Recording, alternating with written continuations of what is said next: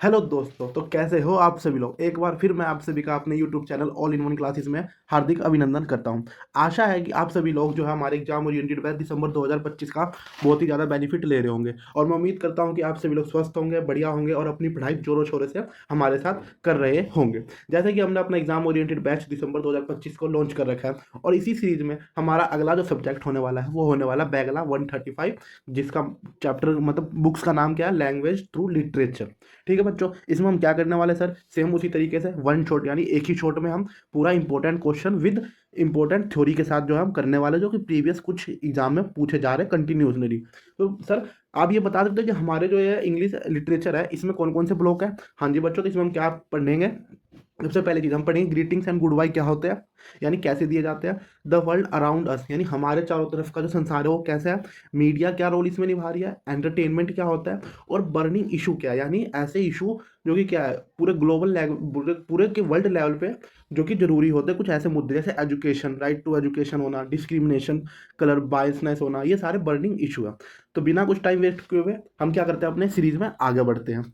ठीक है बच्चों, तो सबसे पहले जो टॉपिक होने वाला है हमारा क्या होने वाला है, जैसे कि हमने ऊपर पढ़ा ग्रीटिंग्स एंड गुड बाय, यानी ग्रीटिंग्स क्या होता है और गुड बाय हम कैसे देते हैं। जैसे कि आपको मैं एक इमेज में दिखा पा रहा हूँ। एक इमेज में देखो, एक लड़का है, वो किस किस प्रकार से ग्रीटिंग दे सकता है। वो बोल सकता है hi, hello, good bye, see you, hey, morning, evening. ये सारे क्या होते हैं, ग्रीटिंग्स होते हैं किसी को बोलना। जैसे हम लोकल लैंग्वेज में, यानी ये तो प्रोफेशनल वर्ड हो गया। फॉर्मली जिसे हम कह सकते हैं, इनफॉर्मल वे में हम क्या कहते हैं, राधे राधे, जय श्री श्याम, ठीक है, सत श्री अकाल, ऐसी जो है हम क्या कहते हैं फॉर्मल इनफॉर्मल लैंग्वेज में भी ग्रीटिंग्स को देते हैं बच्चों। तो एज पर द डेफिनेशन अगर हम ग्रीटिंग्स और गुड बाय की डेफिनेशन करें तो क्या होगा। ग्रीटिंग्स क्या होता है, ग्रीटिंग्स वो वर्ड यानी कोई वर्ड हो सकता है या फिर एक्शन। जैसे मान लो हमारे यहाँ कोई, मान लो अतिथि आता है, कोई हमसे बड़ा होता है, तो हमारे यहाँ पैर छूने की रिवाज है। तो ये क्या हो गया, हम एक्शन करके बताते हैं कि हम आपको क्या कर रहे हैं, स्वागत कर रहे हैं। या फिर हो सकता है कि हम वर्ड से कहें, नमस्ते अंकल, कैसे हो आप लोग, हाय अंकल, ठीक है, राधे राधे। ऐसे जो हम वर्ड यूज़ करते हैं वो क्या होता है, ग्रीटिंग्स होते हैं। जिसका यूज़ किया जाता है किसके लिए, वेलकम, किसी का स्वागत करने के लिए, या एक्नोलेज समवन, यानी किसी को क्या करने के लिए, ये जताने के लिए कि आपके आने से क्या हुई, हमें को खुशी हुई, यानी सामने वाले को इज्जत देने के लिए, एक्नोलेजमेंट देने के लिए। ठीक है, तो कॉमन ग्रीटिंग्स वर्ड क्या क्या है जो हम रेगुलरली यूज़ करते हैं बच्चों। फॉर्मली, अगर आप फॉर्मल वे में हो, यानी आप एक ऐसे प्लेस पे हो जहाँ पे आपको फॉर्मल होना पड़ेगा, जैसे आप बिजनेस में हो, जैसे आप अपने टीचर से बात कर रहे हो, जैसे आप किसी ऐसे पर्सन से बात कर रहे हो जो कि एक हायरार्की में एक बढ़िया पोजीशन पे लगा हुआ है, तो आप उससे क्या से बात करोगे, बोलोगे hello sir, good morning, good afternoon, good evening, जिस टाइम पे भी आप उससे बात कर रहे हो। पर वहीं आप इनफॉर्मल हो, जैसे अपने दोस्तों से बात करोगे, hello, hey, how are you, what's up bro, hi, ऐसे बात करते हैं रिस्पेक्टफुली। ठीक है, और अब क्या करोगे, किसी को अगर आपसे कोई बड़ा हो आपसे कोई एज में, तो आप रिस्पेक्टफुली क्या बोलते हो, नमस्ते अंकल। ठीक है, या फिर कोई आपसे बड़ा घर से जा रहा हो तो बोलते हैं have a nice day, have a good day. किसी भी नॉर्मल पर्सन को आप, चाहे आपको छोटा या बड़ा क्यों ना हो, आप बोलते हो ना हैव ए नाइस डे, आपका दिन बढ़िया हो, हैव ए गुड जर्नी, आपकी यात्रा क्या हो, बढ़िया हो। ठीक है बच्चों, तो ग्रीटिंग्स क्या है, यानी जो हमने ये ग्रीटिंग्स पढ़ा, यानी वो वर्ड, वो एक्शन जो हम किसी को वेलकम करने के लिए या किसी एक्नॉलेज करने के लिए, समवन, किसी भी व्यक्ति को करते हैं, उसके इंपॉर्टेंस क्या है, यानी इसे करने से क्या फायदा होता है। सबसे पहले चीज़ हम क्या पोलाइटनेस शो करते हैं, यानी हम क्या अपनी विनम्रता, पोलाइट मतलब क्या, विनम्रता शो करते हैं, रिस्पेक्ट, और सामने वालों को ये बताते हैं कि हम आपकी कितनी रिस्पेक्ट करते हैं। ठीक है, कम्युनिकेशन स्मूथली, ठीक है। धीरे धीरे अगर हम इस तरीके से वर्ड यूज होते हैं, जैसे सपोज करो आप मान लो ऑफिस से घर आ रहे हो, इसी बीच में आप एक अंकल को रोज कहो good good afternoon uncle, good evening uncle, Radhe Radhe, Radhe Radhe, 5 दिन को, 10 दिन को। फिर कुछ टाइम बाद क्या हो जाएगा, अगर आप नहीं कहो तो अंकल खुदा से आपसे बोलेंगे नमस्ते बेटा, ऐसे करके वो क्या करेंगे, बातचीत करने की कोशिश करेंगे। फिर 1-2 महीने बाद क्या होगा, आपके बीच और उनके बीच थोड़ी थोड़ी बढ़िया फॉर्मली बातचीत होगी, और एक टाइम ऐसा आ जाएगा जब आप एक अच्छे दोस्त की तरह क्या करने लग जाओगे, बातें करने लग जाओगे। तो ये इंपॉर्टेंस होता है कि कम्युनिकेशन को स्मूथ कर देता है हमारी। ठीक है, बिल्ड फ्रेंडली, यानी फ्रेंड को बनाने में मदद तो करता ही करता है, साथ में प्रोफेशनल रिलेशनशिप रखता है। अब आप जाओगे तो मान लो आप पेपर दोगे, इसका पास होने के बाद आप बिजनेस लाइन में जाओगे, तो अगर आपको ऊपर बढ़ना है, कैरियर में बढ़ना है, देखो सामने वाला पर्सन बिजनेस में आप नहीं जानते हो, जब आप बिजनेस में जाओगे कौन है, क्या है, कैसे, आप उसे कैसे इंप्रेस कर सकते हो, आप उससे इंपॉर्टेंस ग्रीटिंग है, ग्रीटिंग्स के थ्रू या अपने वर्ड के थ्रू क्या उसे एक इंप्रेस कर सकते हो, उसके सामने एक अच्छी इमेज क्रिएट कर सकते हो। और ये बच्चों आपको बहुत ही लाइफ लॉन्ग जो है आपको मदद मिलेगा। यानी अगर आप मान लो एक बिजनेस को छोड़ के दूसरे बिजनेस में जाना चाहोगे या दूसरे जॉब लाइन में जाना चाहोगे, तो ये सब चीज़ें बहुत काम आती है बच्चों। ठीक है, तो एग्जाम्पल के तौर पे क्या, good morning sir, how are you today, ये सब क्या हो गए, फॉर्मल ग्रीटिंग्स हो गए। ठीक है, जैसे मान लो यहाँ पे एक अंकित लड़के का नाम हो लो, ऐसे मेरा दोस्त है अंकित, सपोज कर लो, तो मैं उसे क्या कहूँगा, हाय अंकित, नाइस टू सी यू, यानी हाय अंकित, हाय, मैं भी कहूँगा हाय, नाइस टू सी यू, मुझे आपको देख के बहुत खुशी हुई हो। ठीक है, तो इससे क्या होगा, सामने वाले को रिस्पेक्ट मिलेगा कि नहीं, ये लड़का कितना मेरे बारे में सोचता है, कितना बढ़िया नेचर का पर्सन है। ठीक है, दूसरा क्या होता है, स्टार्टिंग कन्वर्सेशन। अब कन्वर्सेशन क्या होता है, कन्वर्सेशन का मतलब क्या होता है बच्चों, भाई इनिशिंग टॉक करना, किस वे में? एक पोलाइट वे में और एक कंफर्टेबल वे में। सर ये कंफर्टेबल वे और पोलाइट वे, सपोज कर लो बच्चों मैं हूँ अगर आप बात करेंगे तो हम आपस में कैसे बात करेंगे? एक पोलाइटली बात करेंगे, या एक तो फॉर्मल लैंग्वेज हमारी और आपकी बात होगी, ठीक है, क्योंकि मैं आपका एजुकेटर हूँ, आप मेरे स्टूडेंट हो जब हम पढ़ाई कर रहे हैं, वैसे तो आप मेरे भाई के जैसे ही हो, ठीक है। और कैसी बात होगी? कंफर्टेबल वे में बात होगी, यानी आप जानते हो कि मैं आपका एजुकेटर हूँ, तो आप फ्रीली मुझसे कुछ भी अपनी पर्सनल चीज़ भी हो सकती है पूछ सकते हो, या फिर प्रोफेशनल भी पूछ सकते हो, एजुकेशन के रिगार्डिंग पूछ सकते हो, जॉब के रिगार्डिंग, अपने करियर के रिगार्डिंग भी मुझसे क्या कर सकते हो, अपने जो है सजेशन शेयर कर सकते हो। अगर मैं हूँगा इस कैपेबल में कि आपको एक अच्छा सजेशन दे सकूँ, तो मैं आपको जरूर प्रोवाइड करूँगा, ठीक है। पर वहीं सपोज कर लो एक पुलिस वाला है, कौन है? पुलिस वाला, ठीक है। वो किसी क्राइम के रिगार्डिंग जो इंटेरोगेशन के लिए आपको ले गया, तो क्या वो आपसे पोलाइटली और कंफर्टेबल वे में बात करेगा? नहीं सर, वहाँ तो वो आपको अनपोलाइटली वे में और अनकंफर्टेबल वे में बात करेगा। तो ये भी डिपेंड करता है कन्वर्सेशन किस आदमी के बीच में कर रहे हो, पुलिस वाले और एक अक्यूज के बीच में हो रहा है, या एक दो फ्रेंड के बीच में हो रहा है, या एक बिजनेसमैन दूसरे बिजनेसमैन के बीच में हो रहा है। तो ये डिपेंड करता है कि किस सिचुएशन में आप कन्वर्सेशन कर रहे हो, ठीक है। कन्वर्सेशन को स्टार्ट करने के क्या क्या तरीके हो सकते हैं? सबसे पहले देखो उसके बारे में पूछना, हाउ आर यू। सबसे पहला कन्वर्सेशन तो ये होता है, hi, hi Arjun, hi Amit, how are you. सबसे पहले तो कन्वर्सेशन हम इसी से बात करते हैं, हाउ आर यू, आप कैसे हो, ठीक है। ये भी सपोज करो, ये भी नहीं, आप मान लो कॉमन दोस्त हो, रोज आपस में मिलते जुलते हो, तो आप एक किसी कॉमन टॉपिक पे बात कर सकते हो कि आज बहुत सर्दी है, तो आज का वेदर के ऊपर बात कर लिया आपने। फिर आपने बात किया स्टडी, यार अर्जुन तू स्टडी कहाँ से करता है जो तुझे इतना कॉन्फिडेंट आ रहा है इस साल के एग्जाम में? हालांकि तुम तो नॉर्मल बच्चा था। तो उसने क्या, उसने बताया, यानी उसने टॉपिक छेड़ी यहाँ पे कि स्टडी तू कैसे करता है। तो उसने बताया कि मैंने all in one classes join कर रखी है, जहाँ पे मुझे पेपर से 2-3 घंटे पहले, एक दिन पहले करक्स मिल जाता है, मैं उसी को पढ़ के कुछ अपनी तरफ लाइन बना के कॉन्फिडेंट होकर पेपर करने जाता हूँ, ठीक है। किसी वर्क के रिगार्डिंग हो सकता है कि आप अपने दोस्त से बात कर रहे हो कि फ्यूचर में हमें कैसे काम करना हो, ठीक है। तो ये क्या होता है? कन्वर्सेशन। बस आपको एक टॉपिक छेड़ना होता है, उसके बाद तो आप बातचीत आगे बढ़ती जाती है। और आखिरी में सबसे पहले क्या होता है, आखिरी में और इंपॉर्टेंट चीज़, कॉम्प्लीमेंट जरूर देना बच्चों। जैसे अगर आपको किसी कोई भी चीज़ बढ़िया लगी, यानी मैं आपको एक प्रेजेंटेशन दे रहा, आपका टीचर आपको कोई प्रेजेंटेशन दे रहा है, जैसे मैं आपको पीडीएफ में प्रोवाइड कर रहा हूँ, तो आपको कैसा लगा? आप जैसे बोल सकते हो, nice sir, it was a great presentation, या it was a great PDF for me, it's it's very helpful for me, यानी ये मेरे लिए बहुत ही मददगार साबित हुआ, या आपका प्रेजेंटेशन बहुत बढ़िया है। तो आखिरी में जरूर कॉम्प्लीमेंट जरूर दो हर किसी को, ठीक है। कॉम्प्लीमेंट देने से आपका कुछ नहीं जाएगा, पर सामने वाले को बढ़िया लगेगा, सामने वाले को क्या होगी, एनर्जी मिलती है काम करने की, ठीक है। फॉर एग्जाम्पल के तौर पे, हाउ वाज योर एग्जाम, ठीक है। आखिरी में पूछते नहीं पेपर देने के बाद कि तुम्हारा एग्जाम कैसे हुआ था, ठीक है। The weather is nice today, आज का वेदर बढ़िया है। इज इट नॉट इट, क्या तुम्हारे लिए नहीं है? आखिरी में बोल रहा है ना, इज नॉट इट, तुम्हें कैसा लगता है? ये बोल सकते हो, या क्या तुम्हें आज का वेदर बढ़िया नहीं लगा? इस वे में वो पूछना चाह रहे हो, क्या आखिरी में क्वेश्चन मार्क है, ठीक है बच्चों। तीसरा टॉपिक आता है सोशल स्मॉल टॉक। सोशली जो है स्मॉल टॉक, छोटे छोटे जो टॉक होते हैं जो सोशली मुद्दे पे क्या होते हैं, बेस होते हैं। जैसे बच्चों वेदर, वेदर के बारे में बातचीत करना। आप देखते हो कि इस समय पोल्यूशन और धुंध जो है वो अपने क्या है, एक्सट्रीमली हॉट टॉपिक है आज के टाइम पे। आप देखते हो किसी भी चाय की दुकान पे, या किसी भी नुक्कड़ पे, या फिर कहीं भी जहाँ पे लोग आपस में 3-4 लोग बैठे हैं ग्रुप बना के और आग सेक रहे हैं, तो वो कॉमन टॉपिक पे बात करते हुए दिखाई देंगे कि यार दिल्ली में प्रदूषण बहुत ज़्यादा है, इसको कैसे कम किया जा सकता है। तो ये क्या है, इस टाइम पे हॉट टॉपिक है। आपका डेली रूटीन हो सकता है कि आप अपने दोस्त से बात कर रहे हो या अपने सीनियर से बात कर रहे हो, तो आप डेली रूटीन बता रहे हो कि मैं सुबह उठता हूँ, खाना खाता हूँ, फिर ऑफिस जाता हूँ, फिर घर पे आता हूँ, फिर अपनी स्टडी करता हूँ ताकि मैं सरकारी नौकरी ले सकूँ। तो ये आपका क्या डेली रूटीन है, ये मेरा क्या है, पूरा एक डेली रूटीन दिनचर्या है मेरी। आप किसी को बताना चाह रहे हो कि देखो मेरी दिनचर्या कैसी है, ठीक है। आप ट्रैवल के बारे में किसी को बता सकते हो कि मैं ट्रैवलिंग कैसे करता हूँ। अगर आप चाहो तो फूड ब्लॉगर बन सकते हो, यदि आप फूड ब्लॉगर हो तो फूड के बारे में बता सकते हो, ठीक है। तो ये सारे क्या है, कुछ सोशली स्मॉल टॉक है जो कि नॉर्मली हमारे और दोस्तों के बीच में या लोगों के बीच में क्या हॉट टॉपिक बने रहते हैं और चेंजेस होते रहते हैं, ठीक है। तो ये सोशली स्मॉल टॉक से क्या इंपॉर्टेंट होता है, सबसे बढ़िया बिल्ड बनता है, बिल्ड रैपोर्ट, यानी हमारी जो है, हमें आसपास के जो हॉट टॉपिक चल रहा है, हमारे इन्वायरमेंट में क्या चल रहा है, हमें सबसे पहले उसके बारे में पता चलता है हमें, ठीक है। हमें सोशल इंटरेक्शन मिलता है, यानी अगर आप मान लो बिल्कुल दुनिया से हट के चलोगे, यानी इस समय दुनिया में आप मान लो ठंड का क्रेज है या फिर पोल्यूशन का क्रेज है, और आप इस समय बात करो कि आज दिवाली है, यार मेरे दोस्त का जन्मदिन है, आपको दिल्ली में कि मुझे दिवाली के पटाखे फोड़ने हैं, तो क्या कैसे लगेगा? ऑकवर्ड नहीं लगेगा आपको? तो ये क्या, आपको सोशली कनेक्ट भी होना पड़ता है, एज वेल एज आपको क्या है, अपनी पढ़ाई भी करनी पड़ती है। आज का टाइम तो ऐसा आ गया, ठीक है। नेटवर्क बनाने में सबसे ज़्यादा मदद करता है आपको ये, ठीक है। जैसे देखो इलेक्शन का टाइम आता है किसी भी स्टेट में, तो वहाँ पे हॉट टॉपिक क्या हो जाता है, इलेक्शन। फिर वहाँ पे कैसी बात चलने लग जाती है कि किस सरकार को चुने, किस सरकार, कौन सरकार क्या काम करेगी, क्या मुद्दे होने चाहिए, क्या पढ़ाई पे चुने सरकार को, या सड़क बनाने पे चुने, या फिर योजना लाने पे चुने, हमारे क्या मुद्दे होने चाहिए। तो ये क्या हॉट टॉपिक हो गया, जो हर गली चौराहे हर घर पे क्या होंगे उस समय जो है बातें करी जाती है जब चुनाव का दौर आता है, ठीक है।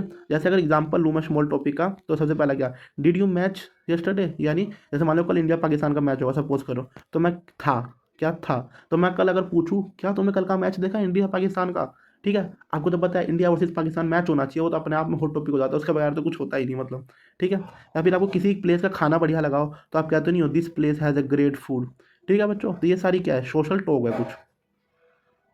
तो आप बच्चों आते हैं हम एक्सप्रेसिंग फीलिंग। इसमें क्या होता है बच्चों, हम अपनी फीलिंग को क्या करते हैं, एक्सप्रेस करते हैं। जैसे कि हैप्पीनेस, जब आप खुश होते हो तो आप क्या कहते हो, I am very happy today, यानी आज का दिन मेरे लिए बहुत ही बढ़िया था। सैडनेस, सपोज करो आप ऑफिस में जा रहे हो, और जैसे अगर आप ऑफिस 9 में बच्चों जब जाओगे तो अक्टूबर तक का टाइम होता है, सितंबर से अक्टूबर तक का टाइम आईटीआर का टाइम होता है, यानी इनकम टैक्स रिटर्न का, और इस टाइम पे बहुत ही हेडेक होता है। तो इस टाइम पे जनरली जो स्टाफ होता है वो अपने सीनियर से सुन लेते हैं, तो वो क्या करते हैं, या ओ यस आई फील डिसअपॉइंटेड, आज मैं बहुत ही उदास हुई, आज मेरा दिन बढ़िया नहीं गया। ठीक है। यदि आपको किसी ने मदद करी उसके प्रति आप ग्रेटिट्यूड यानी आभार प्रकट करना चाहते हो तो क्या बोलते हैं, thank you sir so much for help, यानी thank you for your help, ये भी कह सकते हो, या thank you sir for helping me, आपने मेरी मदद करी इतनी, इसके लिए मैं आपका क्या करता हूँ, आभार, ग्रेटिट्यूड करता हूँ, शो करता हूँ। अपोलोजाइज, अगर आपसे कुछ गलती हो जाए तो क्या बोलोगे, I am sorry for the mistake, मैं अपनी गलती के लिए क्या माफ़ी मांगता हूँ आपसे, सॉरी सर। ठीक है बच्चों, तो इसके क्या इंपॉर्टेंस है, सबसे पहला इंप्रूव अंडरस्टैंडिंग, यानी हमारी जो है समझने की क्षमता को क्या करता है, इंप्रूव करता है। अगर मान लो मैं गलती कर देता हूँ, मेरे से गलती हो गई है, मैं फिर बाद में कहता हूँ आई एम सॉरी सर की मिस्टेक है, I am sorry sir for my mistake, तो इससे क्या होगा, सामने वाले को समझ आएगा कि नहीं चलो बच्चे से गलती हो गई है और ये अपनी गलती को क्या कर रहा है, स्वीकार कर रहा है, तो ज़्यादा अग्रेसिव नहीं होगा, वो क्या होगा, नॉर्मल हो जाएगा, और वो ज़्यादा तुम्हें सजेशन देगा कि बच्चे कोई बात नहीं, हो जाती है, पर आगे से आप केयरफुल रहना, ध्यान देना। ठीक है। रिड्यूस मिसअंडरस्टैंडिंग, मेरे और उसके बीच में जो मिसअंडरस्टैंडिंग हो जाती है उसको क्या करता है, कम करता है, अगर हम इस तरीके से वर्ड को क्या करते हैं, यूज़ करते हैं। ठीक है बच्चों।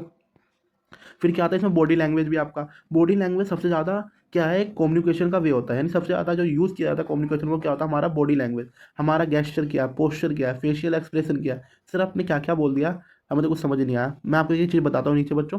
बॉडी लैंग्वेज बस आप जान लो कि ये क्या सबसे इंपॉर्टेंट टूल है कम्युनिकेशन में। जैसे आई कांटेक्ट, अगर आप सामने वाले के आंख में आंख डाल के बात कर रहे हो, इसका मतलब आप उस चीज़ के लिए कॉन्फिडेंस हो और आप भिड़ने को तैयार हो कि आ जा, या तो मैं सही होऊंगा या तू सही होगा। जब इतना कॉन्फिडेंस हो गया आप, तो आप क्या करोगे, आप देखना आपके शरीर की जो एनर्जी होगी, खड़े होने का तरीका, बोलने का तरीका, आपकी टोन और आपका आई कांटेक्ट एक अलग लेवल पे पहुंच जाएगा, अगर आप कहीं कुछ चीज़ के लिए ठीक हो। ठीक है। अगर आप थोड़ी सी स्माइल करते हुए किसी से बात करते हो, जिसका मतलब क्या दिखाता है कि आप क्या हो, उससे प्रभावित हुए, यानी उसके जो एटीट्यूड है, उसका जो नेचर है, उससे आप क्या हो गए, बिल्कुल ही प्रभावित हो गए हो, और आप एक फ्रेंडली नेचर उससे रखना चाहते हो। ठीक है बच्चों। अगर आप एक नॉर्मल पोस्चर दिखाते हो कि आराम से आप बैठे हुए हो, ठीक है, और थोड़ा सा सीरियस मूड में कर रखा है, तो इसका मतलब क्या, आप जो उस चीज़ को सामने वाले पर्सन में इंटरेस्ट ले रहे हो, या फिर हो सकता है कि आप सामने वाले पर्सन को रिस्पेक्ट दे रहे हो, यानी आपसे कोई एजिड पर्सन आया, भले ही वो आपसे पोस्ट में नीचे हो, पर वो आपसे एजिड है, तो जैसे ही वो आपको ऑफिस में एंटर हुआ, आप क्या वो खड़े हो गए, तो आपने क्या दिखाया, आप खड़ा होना आपका पोस्चर हो गया, पर आपने उससे क्या दिखाया, ये दिखाया कि मैं आपकी रिस्पेक्ट करता हूँ, भले ही मैं क्या वहाँ एक ऊंचे पोस्ट पे हूँ। हैंड गेस्चर, आपका हाथ मिलाने का तरीका, ठीक है, उससे भी क्या होता है, सामने वाले को एक बहुत ही बढ़िया इफेक्ट पड़ता है। इसका इंपॉर्टेंस क्या है, कम्युनिकेशन इफेक्टिव होती है, यानी आपका बोलने का तरीका, खड़े होने का तरीका, आंख से आंख डाल के बात करने का तरीका आपको क्या करता है, कॉन्फिडेंट करता है, आपके अंदर कॉन्फिडेंस को बिल्ड करता है। ठीक है। आपको क्या देता है, कॉन्फिडेंस देता होता है कि आप कोई भी चीज़ ठोक के बोलो, यानी स्पीक लाउडर एंड क्लियरली। ठीक है, बिना किसी के डरे हुए।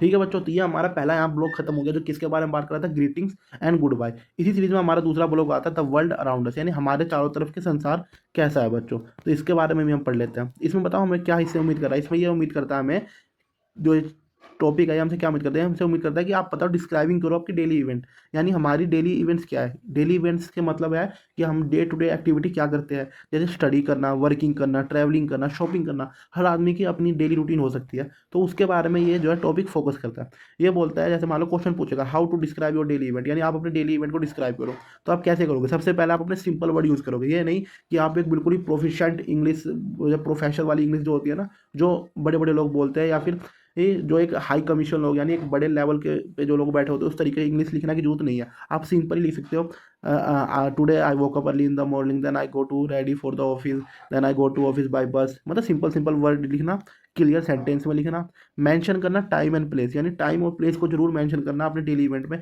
कि मैं इस टाइम तक कॉलेज पहुंच गया, by this time I reach at college. फिर आप कह सकते हो my college is situated at NSP, ये। ठीक है। अब इस तरीके से करना है, एक टाइम और प्लेस को क्या करना है, यूज़ करना, और कोशिश करना करेक्ट सेंटेंस को ज़्यादा ज़्यादा बोलो। अगर आप इनकरेक्ट भी बोलते कोई बात नहीं, क्योंकि स्पोकन कम्युनिकेशन चलता है, पर आप कोशिश करना हमारी तरफ से कि हम क्या करें, ज़्यादा ज़्यादा करेक्ट बोले। जैसे देखो, I wake up at 6 PM and early in the morning, then I go for walk, yesterday I attend my college lecture, I am preparing for my exam these days. ये तो जरूर हॉट टॉपिक है हमारा, क्या, I am preparing for my exam these days, जाहिर सी बात है। ठीक है, तो ये सारे क्या है, एग्जाम्पल हो गए। इसके इंपॉर्टेंस क्या है बच्चों, शेयरिंग एक्सपीरियंस। डेली इवेंट को, डेली आपके जो डेली इवेंट लिखाने का पर्पज़ क्या है, सामने वाले को वो क्या जान सके, आपके एक्सपीरियंस जान सके कि आप कैसा एक्सपीरियंस कर रहे हो इस टाइम पे, यानी आपकी डेली एक्टिविटी क्या है, ठीक है। इंप्रूव क्लैरिटी इन कम्युनिकेशन, जाहिर सी बात है, अगर आप डेली इवेंट रोज आप ट्राई करना, आप अपने डेली इवेंट को लिखो, इंग्लिश में लिखो, हिंदी में लिखो, उससे डज नॉट मैटर। आप देखोगे कि आपका बोलने का तरीका यानी कम्युनिकेशन का वे बिल्कुल ही परफेक्ट हो जाता है, धीरे धीरे सुधरता जाता है, ठीक है। Useful in conversation and writing, conversation में मदद करेगा। अगर आप डेली इवेंट लिखोगे, आपको पता होगा कि मैं ये काम करता हूँ, तो आपको ये बातचीत करने में, अपने आप को बताने में, किसी सामने वाले पर्सन को प्रेजेंट करने में ये बहुत ही मदद मिलता है। फिर बच्चों दूसरा क्या है, family and friend, family and friend के बीच में हमें कैसे बातचीत करनी होती है, इसके बारे में वो क्या करता है, फोकस करता है टॉपिक। इसमें बताता है जैसे मेंबर यानी पेरेंट्स हो गए, आपके सिबलिंग्स भाई बहन हो गए, ग्रैंड पेरेंट हो गए, उसके सामने आपको कैसा टॉक करना चाहिए, कैसा कम्युनिकेट करना चाहिए, ठीक है। रिलेशनशिप एंड रोल, ये भी डिपेंड करता है कि जैसे मान लो मैं और मेरा दोस्त, यानी हम दोनों का रिलेशनशिप कैसा है, उस पर भी डिपेंड करता है कि हमें बातचीत कैसी करनी होती है। जैसे मान लो मैं और मेरा दोस्त जो है कुछ पर्सनली बातचीत कर सकते हैं, क्योंकि हमारा रिलेशनशिप बहुत ही अलग लेवल का होता है नहीं दोस्तों का। लेकिन आप वही पेरेंट्स से यानी अपनी मम्मी से कुछ अलग तरीके से बातें कर सकते हो, क्योंकि आपका और मम्मी का अलग रिलेशन है। पापा से आप कुछ अलग तरीके से बातें करोगे, क्योंकि आपका पापा का अलग रिलेशन होता है, ठीक है। फिर बच्चों आता है सबसे इंपॉर्टेंट टॉपिक, मनी। क्या मनी मैटर करता है? हाँ जी सर, सबसे ज़्यादा तो मनी मैटर करता है। पूरी दुनिया जिसके पीछे भाग रही है वो क्या बेटा, money. Money matter include, money में क्या इंक्लूड होता है, एक तो अर्निंग करना, सिर्फ कमाना मनी नहीं होता है, अर्न करना, साथ ही साथ उसे सही जगह स्पेंड करना, खर्च करना। ये नहीं कि फालतू में कमा तो हर कोई लेता है, लेकिन उसे सही तरीके से खर्च जो है कोई कोई कर पाता है, और जो सही तरीके से खर्च कर लेता है वही सबसे अमीर होता है, ठीक है बच्चों। तो अर्निंग करना, स्पेंड करना, साथ साथ सेविंग करना, ताकि फ्यूचर में जब मैं इस कैपेबल ना होगी कमा सकूँ, तो उस समय मेरी ये सेविंग काम आए। और आखिरी में क्या, बजट प्रिपेयर करना, क्योंकि आपको पता है बजट हर कोई प्रिपेयर करता है, और हर चीज़ के लिए बजट हमें प्रिपेयर करना चाहिए। बिना सोचे समझे अगर हम कुछ काम करते हैं तो उसमें हमेशा हम खड्डे में गिरते हैं, हमेशा 99% चांस है। तो बता देखो कॉमन टॉपिक, यानी पेपर में आपसे किस चीज़ के बारे में पूछ सकता है, बोलेगा पॉकेट मनी पे क्या लिखो, लाइन लिखो कि पॉकेट मनी जो आपको मिलती है उस पर आप क्या करते हो। अगर आपको बोल देगा कि आप एक चूंकि ग्रेजुएशन के स्टूडेंट हो, तो आपने क्या कर रखा है, एक पार्ट टाइम जॉब पकड़ रखा है जहाँ से आपको सैलरी मिली है, तो उस सैलरी का आप कैसे यूज़ करते हो, क्या क्या काम करते हो, कहाँ उसे इन्वेस्ट कर रखा है, उसके बारे में लिखो। एक्सपेंस के बारे में, यानी आप दिन मतलब आप चूंकि आप ग्रेजुएशन में आ गए हो, तो आपने अपने प्रेजेंट टाइम में खर्चे, और जब आप स्कूल लाइफ में थे तो उस टाइम में खर्चे जो करते थे, और आज के टाइम में जो खर्चे करते हो, उन दोनों में क्या आपको डिफरेंसेस देखने को मिला है, उसके बारे में लिखो। सेविंग्स के बारे में लिखो, ठीक है बच्चों। तो इस पे जो है कॉमन टॉपिक हो सकता है जो पेपर में पूछे जा सकते हैं, किस टॉपिक पे, मनी मैटर में, ठीक है। इसका इंपॉर्टेंस क्या है, इनकवरेज करना। क्या करना, इसके टॉपिक क्या है, इनकवरेज करना, यानी बच्चों में फाइनेंशियली अवेयरनेस फैलाना, मनी को इंट्रोड्यूस करने का। एक बात बताओ, यहाँ पे जो है मनी मैटर को पढ़ाने का, इंट्रोड्यूस करने का क्या पर्पज रहा होगा टीचरों का। ऐसे ही बच्चों कोई भी सिलेबस में कोई भी टॉपिक ऐड नहीं कर सकते, उसके पीछे बाकायदा एक पर्पज होता है। इसका पर्पज ये है, जैसे मैंने आपको मनी के बारे में बताया, मैंने आपको इस टॉपिक के बारे में बताया कि ये क्वेश्चन पूछेगा, तो आपको दिमाग में एक चीज़ डालनी थी मुझे, जो पेपर इग्नोर डलवाना चाहते हैं, कि जो है आपको क्या फाइनेंशियली अवेयर बनो। आप इस लेवल पे आप पहुंच गए हो कि आप जानो कि आपको पैसे की कितनी ज़रूरत है या क्या अहमियत होती है पैसे की। अब आप ऐसे ही कहीं भी पैसे खर्च नहीं कर सकते हो। अब आप एक इस लेवल पे पहुंच गए हो कि आप अपने माता पिता की कंडीशन को जानो, और जितना कम हो सके फाइनेंशियली क्या करो, स्पेंड करो, और फाइनेंशियली रिलायबल बनो, यानी खुद का पैसे कमाने का जरिया ढूंढो, ठीक है बच्चों। तो इस टॉपिक को पढ़ाने का ये मकसद है। फिर दूसरा मकसद क्या है, कि अब आप इस लेवल के हो गए हो कि आप अपने मम्मी पापा के मतलब उनसे कॉन्टैक्ट कम करो, खुद के बजट बनाओ, ठीक है। फिर क्या करो, उस पर बजट बनाना तो हर कोई लेता है, लेकिन उस पर क्या करो, अमल करो, यानी उसे अप्लाई करो अपने डेली लाइफ में, ठीक है। ठीक है, और आखिरी में क्या, डिसीजन मेकिंग। अगर आप ये सब चीज़ करते हो तो आप एक बढ़िया डिसीजन ले सकते हो, और यही चीज़ आपको जो है फ्यूचर में काम होने वाली है, क्योंकि माता पिता जो है आपके साथ हमेशा नहीं रहेंगे, ठीक है। और माता पिता और आपके बीच में जो है जो 20-25 सालों से गैप आता है, उसमें बहुत चीज़ बदल जाती है। मेरे आपके नज़रिए से, जैसे आज कुछ और जो है इन्वायरमेंट है, या आज के टाइम पे जो है डिमांड कुछ और है, लेकिन आपके मम्मी पापा जो कि पुराने ईयर के, उनके टाइम का नज़रिया कुछ और है, ठीक है। तो वो आज के टाइम पे जो है आपको ये टॉपिक क्या बताना चाह रहा है, कि आप फाइनेंशियली खुद अवेयर बनो, बजट बनाओ, उस पर क्या करो, अप्लाई करो, और साथ में क्या फाइनेंशियली डिसीजन मेकिंग लो, ताकि आपको फ्यूचर में हेल्प मिल सके, आप मम्मी पापा पे ज़्यादा रिलायबल ना हो सको। फिर बच्चों आता है क्या, मीडिया एंड इंटरटेनमेंट। जैसे कि आपको इमेज दिख रहा होगा, यूट्यूब हो गया, सोशल मीडिया हो गया, ट्विटर हो गया, इंस्टाग्राम हो गया, ये सब क्या मीडिया है और एंटरटेनमेंट का।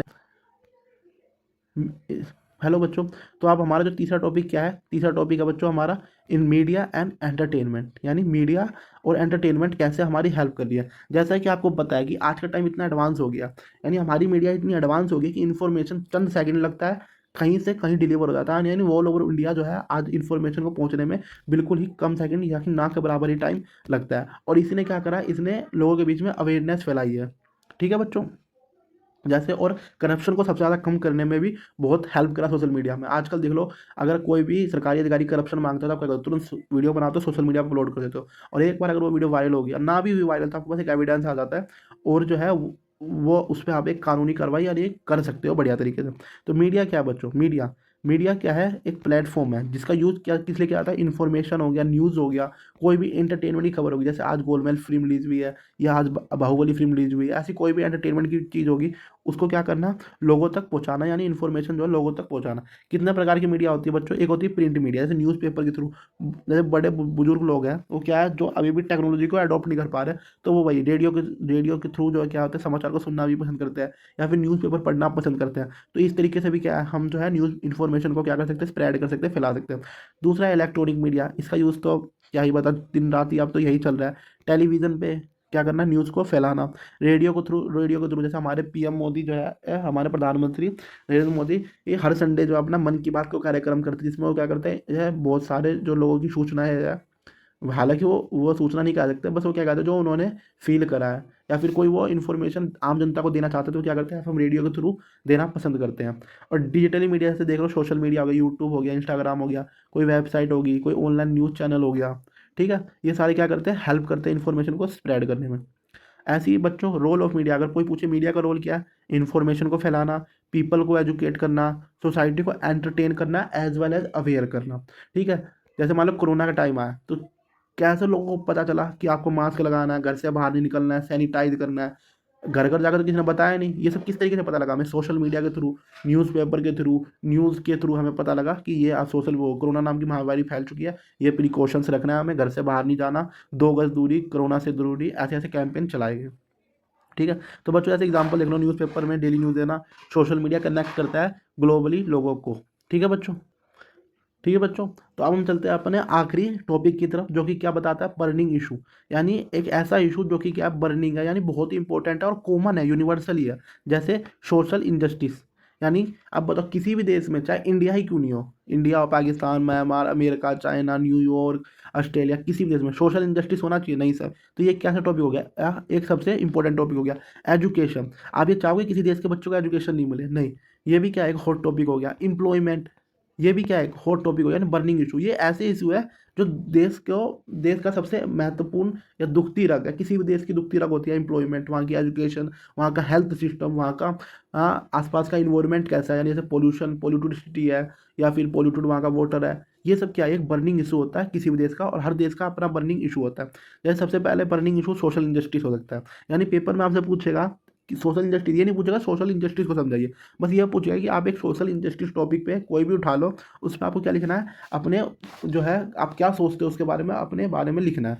जैसे बच्चों बोलेंगे पावर्टी, ये कैसा है, सोशली ये जो है वो है, बर्निंग इशू है, कि गरीबी किसी भी देश में नहीं होनी चाहिए। गरीबी से आप क्या समझते हो, गरीबी को कैसे हटाओगे, कास्ट डिस्क्रिमिनेशन, यानी जाति के आधार पर भेदभाव करना, तुम मुस्लिम हो, तुम सिख हो, तुम ईसाई हो, तुम हिंदू हो, तुम अमेरिकन हो, तुम ब्रिटिश हो, तुम तमिल हो, तुम इंडियन हो, इस तरीके से आधार पे क्या करना, किसी भी आधार पे ये क्या करना, बायस करना, यानी उसको डिस्क्रिमिनेट करना, उसको क्या करना, शोषण करना उसका। जेंडर इनइक्वालिटी, तुम लड़की हो, तुम ये काम नहीं कर सकती, तुम लड़के हो, तुम ये काम नहीं कर सकते हो, इसके आधार पे भी क्या करना, उन्हें बायस करना है, डिस्क्रिमिनेशन करना, भेदभाव करना। लैक ऑफ एजुकेशन, एजुकेशन की कमी होना किसी देश में, यानी किसी एक जैसे मान लो इस टाइम पे बांग्लादेश, जहाँ पे क्या राजनीतिक अस्थिरता है, वहाँ पे आप क्या उम्मीद कर सकते हो, वहाँ के बच्चे क्या एजुकेशन ले पाएंगे, नहीं। तो ये क्या है, वहाँ पे एक सोशल इंजस्टिस यानी एक बर्निंग इशू है बांग्लादेश में, ठीक है। इसके इफेक्ट क्या होते हैं, इनइक्वलिटी, यानी इन सब चीज़ों से क्या होता है, इनइक्वलिटी। मान लो किसी देश के लोग गरीब होंगे, नहीं वो पढ़े लिखे होंगे, उनके पास एजुकेशन नहीं होगा, ठीक है, तो अगर ये सब चीज़ें नहीं होगी, हॉस्पिटल नहीं होंगे, तो इन सब चीज़ों से क्या होगा, कास्ट डिस्क्रिमिनेशन फैलेगा, जेंडर इनइक्वलिटी फैलेगी। जैसे आपको पता है हिंदुस्तान में ही बाल विवाह होता था, आज से 10-15 साल पहले देख लो, आज से 10-15 साल पहले देख लो, जब बीजेपी गवर्नमेंट नहीं है उससे पहले लड़की को पैदा करने में भी इंडियन पेरेंट्स जो है झिझकते थे, यानी उन्हें डर लगता था। लेकिन धीरे धीरे जैसे एजुकेशन फैला, ठीक है, लॉज बने, ठीक है, लोग गवर्नमेंट ने काम करा, बेटी बचाओ बेटी पढ़ाओ जैसे जो है कैंपेन चालू करा, तो इससे क्या हुआ, ये सारे जो बर्निंग इशू है वो कम हुए। आज और आपको आज ये जान के खुशी होगी कि इंडिया आज के टाइम पे बाल विवाह से पूरी तरीके से मुक्त हो गया है, यानी 100% इंडिया में बाल विवाह बैन हो चुका है आज के टाइम पे, ठीक है। यही 10 यही आप 10-15 साल पहले देख लो तो नॉर्मली जैसे आपको बाल विवाह हो रहा है आपके पड़ोस में भी तो आपको कोई फ़र्क नहीं पड़ता, पर आज के टाइम पे आप खुद देख लोगे किसी के यहाँ बाल विवाह कोई पेरेंट कर रहा है तो तुरंत आप फ़ोन मिला देते हो पुलिस को कि यहाँ पे 18 साल से कम उम्र के लड़के लड़की की शादी हो रही है। पीस एंड वॉर, शांति और युद्ध, ये भी क्या है, हॉट टॉपिक है। जैसे रशिया और यूक्रेन आपस में लड़ रहे हैं, ठीक है, तो ये क्या है, हॉट टॉपिक। क्या लड़ना चाहिए किसी देश को? लड़ाई से देखो, वॉर से किसी देश को कुछ नहीं मिला है। बस ये क्या हुआ है, दोनों ही देश को इसमें क्या हुई है, हानि, और तीसरा पर्सन हमेशा क्या हुआ, बेनिफिट ले जाता है। तो पीस का मतलब क्या होगा बच्चों, हारमोनी रखना या फिर अब्सेंस ऑफ कॉन्फ्लिक्ट। जैसे पाकिस्तान देख लो, अब क्या पाकिस्तान के साथ हिंदू की लड़ाई हुई है? नहीं, लेकिन पाकिस्तान के खुद के भीतर क्या चल रहा है, कॉन्फ्लिक्ट चल रहा है वहाँ पे। वहाँ की सरकार और सेना में हमेशा तनी रहती है, ठीक है। और वार में क्या होता है बच्चों, वायलेंस, यानी खून खराबा होता रहता है, डिस्ट्रक्शन सबसे ज़्यादा होता है। यानी अगर सपोज करो कोई भी कंट्री अगर वार में जाती है तो जितना उसने डेवलप करा अपने आप को, यानी इंडिया ही देख लो, अगर इंडिया इस समय वॉर में चला जाता है कभी किसी देश के साथ, तो हम जितना 70 साल 75 साल आगे आया है उससे हम 150-200 साल पीछे चले जाएंगे। इतना खतरनाक होता है वार, ठीक है। तो बच्चों वार से क्या क्या लॉस होता है, इफेक्ट क्या होता है? सबसे पहले लाइफ जाती है लोगों की, बहुत सारे लोग तो मरेंगे, ये तो कॉमन बात है। गरीबी बढ़ेगी सबसे ज़्यादा, ठीक है। मेंटली ट्रोमा आएगा लोगों को, इकोनॉमिकली हम वीक हो जाएंगे, ठीक है। लेकिन वही अगर पीस रहेगी, जैसे अभी हमारे यहाँ शांति है, तो किसको डेवलप प्रमोट करें, डेवलपमेंट को। लोग स्कीम चला रही है, गवर्नमेंट स्कीम चला रही है, स्टार्टअप्स इंडिया, ठीक है, मेक इन इंडिया जैसे स्कीम चला रही है। लाइफ, सबसे बड़ी बात, जान माल की हानि कम होगी, कोऑपरेशन बढ़ेगा, इकोनॉमी बढ़ाएंगे हम अपनी, ठीक है। फिर यंग लीडर, ये भी क्या एक हॉट टॉपिक होता है। जैसे आज के टाइम पर राहुल गांधी कहते हैं कि मैं एक यंग लीडर हूँ, मैं क्या हूँ, एक यंग नेता हूँ। एक यंग नेता होने के कारण मैं क्या कर सकता हूँ, देश के लिए सबसे ज़्यादा बढ़िया तरीके से काम कर सकता हूँ। मैं देश के यंग युवाओं के जो क्या सोचते हैं उसके बारे में मुद्दे बढ़िया से उठा सकता हूँ, उनका सॉल्यूशन कर सकता हूँ, ठीक है। जैसे एजुकेशन एंड एग्ज़ाम देख लो, ठीक है। एजुकेशन क्या होता है बच्चों, ये सबसे पहले फाउंडेशन होता है, यानी एक बेस होता है किसका, किसी भी नेशन के डेवलपमेंट का। आप ये देखना चाहोगे कोई नेशन कितना डेवलप है तो आप वहाँ की क्या देख लो, एजुकेशन देख लो, यानी वहाँ के बच्चे की लिटरेसी कैसे है, यानी वहाँ के बच्चे पढ़ने लिखने में विश्वास करते ज़्यादा या फिर अंधविश्वास पे ज़्यादा विश्वास कर रहे हैं। ये किसी भी देश की क्या होती है, पहचान। अमेरिका देख लो, अमेरिका अमेरिका क्यों है, क्योंकि वहाँ पे 99% बच्चे पढ़े लिखे, ना ही पढ़े लिखे बल्कि स्किल्ड रहते हैं। वहाँ की सरकार प्रमोट करती है उन्हें एंटरप्रेन्योर के लिए, ठीक है। और एग्ज़ाम क्या होता है, उसी चीज़ को एक मार्क देना कि आपने कितनी तैयारी करी है, उसी को क्या कहते हैं, एग्जाम कहते हैं, ठीक है। तो एजुकेशन के क्या इंपॉर्टेंट हो गया, सबसे पहले आपको नॉलेज मिलती है, स्किल्स मिलती है, पावर्टी कम होगी। अगर आप जानोगे कि पढ़ लिख के आप क्या नए स्किल्स जानोगे, आप गवर्नमेंट की नई नई स्कीम के बारे में जाओगे, एक अच्छी जगह क्वालिटी जगह पे आप क्या करो, वर्क करोगे, अपने लिए लड़ना सीखोगे, ठीक है। और सबसे बड़ी बात, कुछ ना भी कर पाओगे तो देश के जिम्मेदार नागरिक बन पाओगे, ये भी क्या है, बहुत ही जरूरी होता है, देश का एक जिम्मेदार नागरिक बनना। और एग्जाम के रोल क्या है बच्चों, अंडरस्टैंडिंग, यानी तुम जानोगे कि तुमने क्या अभी तक समझा है। डिसिप्लिन आएगा, यानी आपको ये डर लगेगा जब भी एग्जाम होते, नहीं नहीं मुझे पढ़ना है, मुझे पढ़ना है, एक बढ़िया नंबर से पास होना है, तो आप उस समय क्या होगा, डिसिप्लिन हो जाओगे। 4 घंटे 5 घंटे आपको दिन में पढ़ना है, चाहे हर हालत में, ठीक है। प्रॉब्लम रिलेटेड टू एग्जाम, अगर आप जब पढ़ाई की तैयारी करोगे कोई भी चीज़ आपको प्रॉब्लम आएगी, उसका फिर आप सॉल्यूशन ढूंढोगे, ठीक है। एग्जाम के वक्त सबसे ज़्यादा हमें क्या होता है, स्ट्रेस होता है, अरे यार इतना सिलेबस कैसे पढ़ूंगा, यहाँ कैसे मैं कवर करूँगा। तो डरने की क्या बात, जब ऑल इन क्लास आपके साथ। कुछ नहीं करना बच्चों, आज आपको ये वीडियो उन बच्चों को शेयर करना जो ऐसे स्ट्रेस में रहते हैं, एंजाइटी में रहते हैं, बाद बाकी कमाल हमारी वीडियो का अपने आप हो जाएगा, ठीक है। एक डर बचा रहता है कि अरे यार मैंने नहीं पढ़ा है, मैं फेल हो जाऊँगा। तो फेल होने का तो सवाल ही नहीं है, अगर आप ऑल इन वन क्लासेस में, आप कहाँ आए हो बच्चों, ऑल इन वन क्लासेस। एक बार बस आप ऑल इन वन क्लासेस पर आ गए तो आपको पास होने की जिम्मेदारी आपकी नहीं, ऑल इन वन क्लासेस की बन जाती है। अगर आपको मेरा पढ़ाना बढ़िया लगा हो तो प्लीज़ चैनल को लाइक एंड सब्सक्राइब जरूर करें। और मैं ये सारे नोट्स जो अपने टेलीग्राम चैनल पे रेगुलरली अपडेट कर देता हूँ, यानी अपलोड कर देता हूँ। तो प्लीज़ अगर आपको नोट्स चाहिए तो आप टेलीग्राम चैनल ज्वाइन करके वहाँ से नोट्स डाउनलोड कर सकते हैं। तो आखिरी में बच्चों, खुश रहो, स्वस्थ रहो, दंदनाते रहो और ऐसे ही पढ़ाई करते रहो जोरों शोरों